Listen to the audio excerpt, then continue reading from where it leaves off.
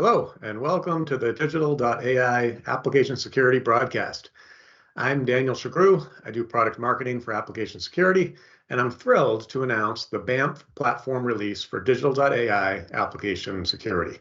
This application security release builds on the strong foundation of security benefits, namely code obfuscation, anti-tamper capabilities, and monitoring that our customers have come to know and love. With this release, we'll detail how we're further reducing our customers' attack surface, detecting a wider range of attack tools, and improving our reporting capabilities in order to better safeguard the apps that our customers put into their customers' hands. So in this broadcast, I'll highlight the latest AppSec capabilities being introduced as part of the Banff platform release. I'll then dig into some of the features and benefits of each of those highlights.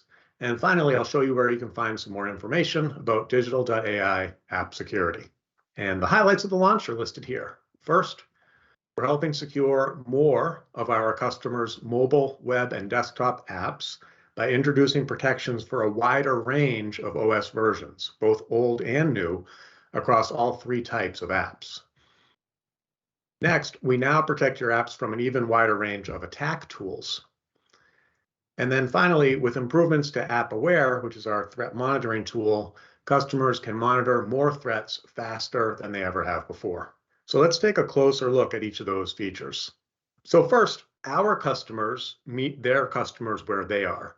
Oftentimes that's on a mobile app, but just as often it's through a web app, or especially in the case of gaming companies, it'll be through a desktop application.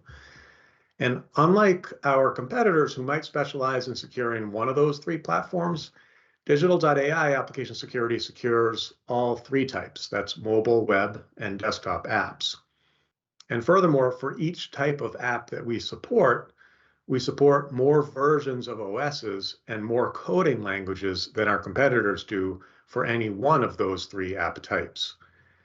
For instance, we're not only the first app protection or app shielding or in-app protection company to offer protection for iOS version 16.1, we're also the only app security company still supporting iOS version 10.3.4, a version that Apple hasn't updated in 2 years. Now, I want to take a step back here just to make sure that I'm clear that, as a company and as security advocates, we promote good security hygiene among our listeners.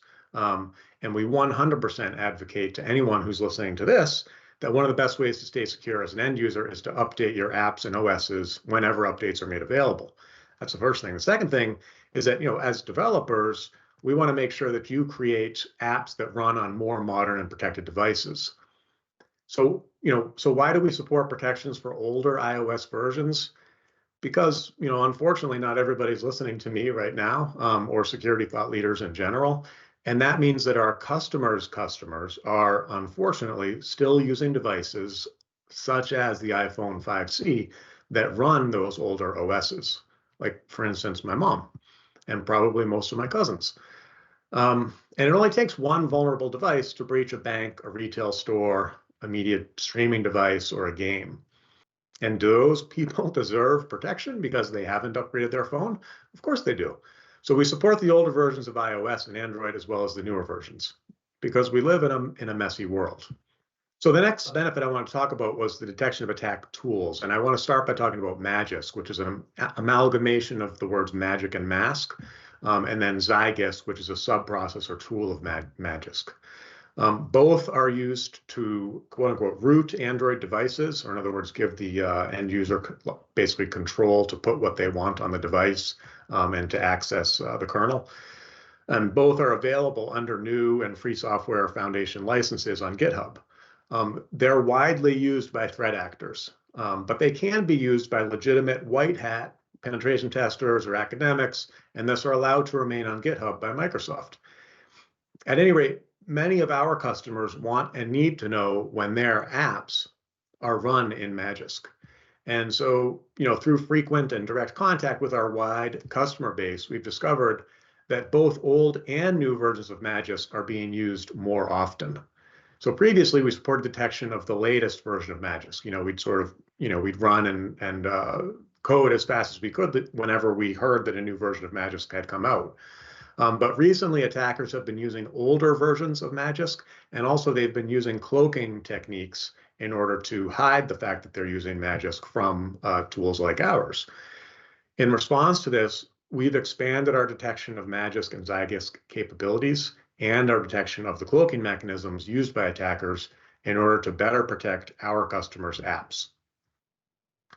In addition, our new data obfuscation guard prevents GameGuardian from finding critical variables and detect changes if they occur. Our ability to detect GameGuardian is a monumental improvement for game makers. GameGuardian is far and away the most popular cheating method available, with over 170 million downloads of the GameGuardian APK for Android. And our detections have uncovered the most popular evasion techniques used by popular and technically savvy game crackers, to the point where we're currently unaware of evasions of our detections that work. And we've also developed novel means to hide data that games store in new ways. iGameGod is a tool that's similar to GameGuardian, but's used to cheat or otherwise alter iPhone games. It's not as popular as GameGuardian, but for obvious reasons, it's of concern to our many customers who release apps, and especially gaming apps, for their customers' iPhones. So we prevent iGameGod from finding data values that cheaters are trying to change as well, in the same way that, or well, a similar way that we do for iGameGuardian. So the last big change that I want to talk about is our AppAware threat reporting. And AppAware itself has become more popular as our customers have discovered the things that they can do with it, namely, monitor the threats to their apps. And they've been putting AppAware through its paces. So we have larger customers with larger customer bases. Our customers in general are releasing more apps. There are just simply more apps out there in the world today than there were even a year ago. And there are more instances of those apps being used by their customers. Just think about, the uptake for, one small example of, or a large example, as it were, of banking apps. Like, we're all banking on our phones now. So we have customers who are routinely asking AppAware to process up to 20 billion events. And as a result, we switched the database behind AppAware from Postgres to Druid in order to not only handle larger data sets, but allow our customers to process their queries more quickly. In some cases, queries are showing up 10 times more quickly than they did in our previous AppAware version, allowing customers to pinpoint threats and react to them in real time. These improvements have meant more attacks have been detected and thwarted than before the improvements in the Banff launch. And last but not least, our largest customers take advantage of our key and data protections to use white box crypto to protect keys stored in Android, iOS, macOS, Windows, Linux, and perhaps most importantly, protect communications between the applications they build and their backend servers. So our products now use the cryptographic standards specified by NIST's Computer Security Resource Center's Federal Information Processing Standard, better known as FIPS, 140-3, in order to provide the utmost and most modern protections. In fact, it's the global de facto standard to be. And while no company has been certified for FIPS 140-3, a select few are under test, including Apple, Google, F5, and Palo Alto. And we're currently the only AppSec solution to be in such elite company. So that sums up the latest and greatest features of the App Security Banff release. For more info, please see our product documentation, which requires a login. Or you can watch a 4-minute video that doesn't require a login, and it'll describe the basics of what our app security solution does and why it's needed. And if you want a bit more detail on the how and why, you can download our ebook at the link provided. Okay, so thank you for joining me on this Digital.ai application security broadcast. We hope you watch all of the other broadcasts as part of the Banff release. And also at the end of this broadcast, you'll have the option to review short demos of our top capabilities for app security. So please click the demo links to get a deeper dive into each capability. Thanks, and have a great day.